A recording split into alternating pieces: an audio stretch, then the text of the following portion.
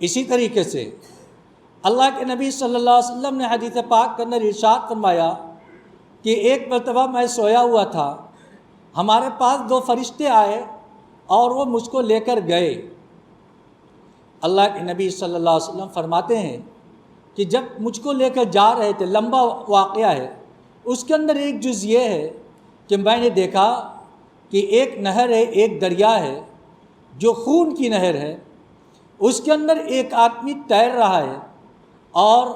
اس کے 2 کنارے کے اوپر 2 فرشتے ہیں اور ان کے ہاتھ میں ایک بڑا پتھر ہے۔ وہ آدمی تیرتے ہوئے جب نکلنے کے قریب ہونا چاہتا ہے تو ایک کنارے پر کھڑا ہوا فرشتہ اس کے سر پر اتنے زور سے وہ پتھر مارتا ہے کہ پھر وہ نہر کے اندر چلا جاتا ہے اور وہ بار بار نکلنے کی کوشش کرتا ہے اور یہ بار بار اس کو پتھر مارتے ہیں اور وہ اس خونی نہر سے نکل نہیں پاتا۔ حضرت نبی اکرم صلی اللہ علیہ وسلم نے فرشتوں سے پوچھا کہ یہ کون شخص ہے؟ تو انہوں نے بتایا کہ وہ شخص ہے جو دنیا کے اندر سودی لین دین کرتا تھا۔ اس شخص کا یہ حال اللہ کے نبی صلی اللہ علیہ وسلم کو یہ دکھلایا گیا اور آپ علیہ الصلوۃ والسلام نے اس کو اس حالت کے اندر دیکھا کہ فرشتے اس کو سر کو کچل رہے ہیں اور وہ اس سے نکلنے کی کوشش کر رہا ہے لیکن نکل نہیں پا رہا۔ اللہ کے نبی صلی اللہ علیہ وسلم نے متعدد احادیث کے اندر اور خود قرآن پاک کے اندر اللہ رب العزت نے اس کے سلسلے میں سخت وعید ارشاد فرمائی ہے۔ آپ نے اللہ رب العزت نے ارشاد فرمایا احل اللہ البیع وحرم الربا، اللہ رب العزت نے بیع کو حلال قرار دیا ہے اور سود کو حرام قرار دیا ہے۔ اللہ رب العزت حاکم ہے، وہ مالک ہے، وہ دنیا کا پیدا کرنے والا ہے اور ایک بادشاہ کو، ایک مالک کو یہ اختیار ہے کہ اپنے مملوک کے اوپر، اپنے بندوں کے اوپر جو چاہے فیصلہ کرے۔ اللہ رب العزت نے حاکمانہ انداز کے اندر یہ ارشاد فرمایا کہ لوگ سود اور بیع کے بارے میں پوچھتے ہیں تو آپ فرما دیجئے کہ بیع حلال ہے، سود حرام ہے، یہی ایک کی حلت اور دوسرے کی حرمت یہ اللہ کی جانب سے ہے، لہذا یہی کافی ہے ایک کی حلت اور دوسرے کی حرمت کے لیے، اور اس کے اندر عقلی گھوڑے کو دوڑانے کی کوئی گنجائش نہیں۔ لہذا اس بنیاد پر ایک ایمان والے کو سودی معاملات سے خود بخود رک جانا چاہیے کہ اللہ رب العزت نے اس سے منع فرمایا ہے اور بیع کو حلال قرار دیا ہے، لہذا بیع کو اختیار کرے اور سودی لین دین کو چھوڑ دے۔ جہاں پر قرآن پاک کے اندر اللہ رب العزت نے ارشاد فرمایا یا ایھا الذین آمنوا اتقوا اللہ، اے ایمان والو اللہ سے ڈرو، وذروا ما بقی من الربا ان کنتم مؤمنین، اور چھوڑ دو اس سود کو جو تمہارا بقایا ہے لوگوں کے اوپر اگر تم سچے مومن ہو۔ یعنی اگر سچے پکے ایمان والے ہو تو جو سودی لین دین کیا کرتے تھے، اگر ایمان والے کے ذہن کے اندر یہ بات آ گئی، ابھی تک وہ غلط کام کے اندر مبتلا تھا لیکن سننے کے بعد یہ بات آ گئی کہ اب ہم آج سے سودی لین دین کو بند کر دیتے ہیں، قرآن کے اندر ارشاد فرما دیا گیا کہ اگر تم پکے مومن ہو تو اب سودی لین دین کو ترک کر دو، اور ارشاد فرمایا کہ اگر تم لینا ہی چاہو فَلَكُمْ رُؤُوسُ أَمْوَالِكُمْ لَا تَظْلِمُونَ وَلَا تُظْلَمُونَ، کہ جو تمہارا راس المال ہے،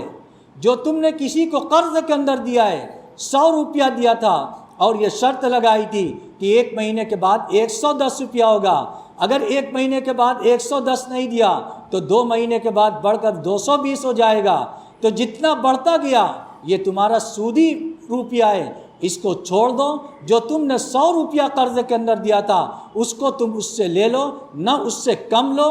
یعنی سامنے والا قرض خواہ یہ نہ سوچے کہ جب اتنے سودی لین دین کو چھوڑ دیا ہے تو ہم 100 کے بجائے 90 دے دیں، نہیں، بلکہ 100 اس کا ہے تو 100 دو، اور ایسا نہ ہو کہ تم ظلم کرنے لگو کہ 100 کے بجائے 110، 120، 150 لینے لگو، ایسا نہیں، بلکہ جو تمہارا راس المال ہے وہ اس سے طلب کر سکتے ہو، اس سے زیادہ تمہیں طلب کرنے کا اختیار نہیں ہے۔ دیکھیے قرآن پاک کے اندر ان چیزوں کو بالکل واضح طور سے کھول کر بیان کر دیا گیا، اور اس کے اوپر جو وعید آئی ابھی آپ نے حدیث کے روشنی کے اندر سنا کہ ایک آدمی خونی نہر کے اندر تیر رہا تھا، اس کے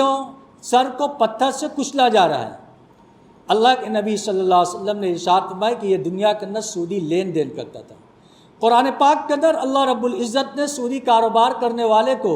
حشر کے میدان کے اندر جب کھڑا ہوگا تو وہ ایسا کھڑا ہوگا جیسے اس کو جنات نے لپٹ اپنی زد کے اندر لے لیا ہو اور اس کو لگا ہوا ہو، ایسا بدحواس بھاگتا ہوگا۔ اور اس کے علاوہ ایک وعید جو خود قرآن پاک کے اندر ذکر کی گئی، اور وہ اتنی سخت وعید ہے کہ پورے احادیث اور قرآن کے ذخیرے کے اندر صرف 2 جگہ اس وعید کو ذکر کیا گیا ہے، اس کے علاوہ اور کہیں اس کو ذکر نہیں کیا گیا۔ یعنی یہ کہا گیا کہ سودی لین دین کو چھوڑ دو، فَإِن لَّمْ تَفْعَلُوا فَأَذَنُوا بِحَرْبٍ مِّنَ اللَّهِ وَرَسُولِهِ، اگر تم نے سودی لین دین کو نہیں چھوڑا، یعنی اتنی وعید سننے کے بعد بھی تمہارے دل کے اندر خوف خدا پیدا نہیں ہوا اور اس حرام مال کو حاصل کرنے کے اندر لگے رہے، تو اللہ اور اس کے رسول کے خلاف تمہاری طرف سے اعلان جنگ ہے۔ یعنی سوچیے ہم کس سے جنگ مول لے رہے ہیں؟ اللہ اور اس کے رسول سے۔ کتنی سخت وعید ہے کہ ایسی سخت وعید کسی چیز کے اوپر ذکر نہیں کی گئی۔ ایک جگہ اور ذکر کیا گیا کہ اگر کوئی شخص اللہ کے کسی ولی کو تکلیف پہنچاتا ہے، جو اللہ کا ولی ہے، اور وہ اس کو تکلیف پہنچاتا ہے، تو اللہ اور اس کے رسول کی جانب سے اس کے خلاف اعلان جنگ ہوتا ہے۔ اور ایک سودی معاملے کے اندر ذکر فرمایا گیا کہ سودی وعید کے آنے کے بعد اگر کوئی شخص اس کاروبار کو ترک نہیں کرتا تو یہ یاد رکھے اللہ اس کے رسول کی جانب سے اس کے لیے اعلان جنگ ہے۔ اب ہم سوچیں کہ ہم دنیا کے اندر اتنی محنت کیوں کر رہے ہیں؟ ایک ایمان والا محنت اس لیے کرتا ہے تاکہ دنیا کے اندر عافیت کے ساتھ زندگی گزارے، مال کے حقوق کو ادا کرے، اللہ کی رضا اس کو حاصل ہو، مرنے کے بعد اللہ رب العزت اپنے مہمان خانے میں جگہ مرمت فرمائے۔ اب اگر سودی لین دین کو ترک نہیں کرتا تو سوچئے ایسے مال کے کمانے سے کیا فائدہ جس کی بنیاد پر دنیا کے اندر بھی اللہ اور رسول کی لعنت ہو رہی ہے، اعلان جنگ ہو رہا ہے، اور مرنے کے بعد آخرت کے اندر اللہ رب العزت کی ناراضگی اور وہاں پر ہمیشہ ہمارے لیے جہنم کے فیصلے کیے جا رہے ہیں، کیونکہ وہ شخص جس کی پرورش حرام مال سے ہوئی ہو، اللہ رب العزت اللہ کے نبی صلی اللہ علیہ وسلم نے ارشاد فرمایا ایسا شخص جہنم میں جانے کا زیادہ حقدار ہے، وہ جنت کے اندر داخل نہیں ہو سکتا۔ جب اتنی محنت کرنے کے باوجود جو ایک ایمان والے کا مقصود اللہ کی رضا ہوا کرتی ہے، اگر وہ چیز اس کو میسر نہ ہو تو پھر ایسی کمائی سے، ایسی محنت کرنے سے، ایسا بڑا آدمی بننے سے پھر کیا فائدہ ہے جس کی بنیاد پر اللہ بھی ناراض ہو رہا ہے، رسول بھی ناراض ہو رہا ہے، مرنے کے بعد کی ہماری زندگی بھی ہمیشہ ہمیشہ کے لیے تباہ و برباد ہو رہی ہے۔ ایک ایمان والا اس کو گوارا نہیں کر سکتا۔ اس لیے قرآن پاک کی آیات کے سننے کے بعد، احادیث کو سننے کے بعد ہمارے دل کے اندر بھی یہ داعیہ پیدا ہونا چاہیے کہ ہم اس کاروبار سے، اس چیز سے اپنے آپ کو بچائیں۔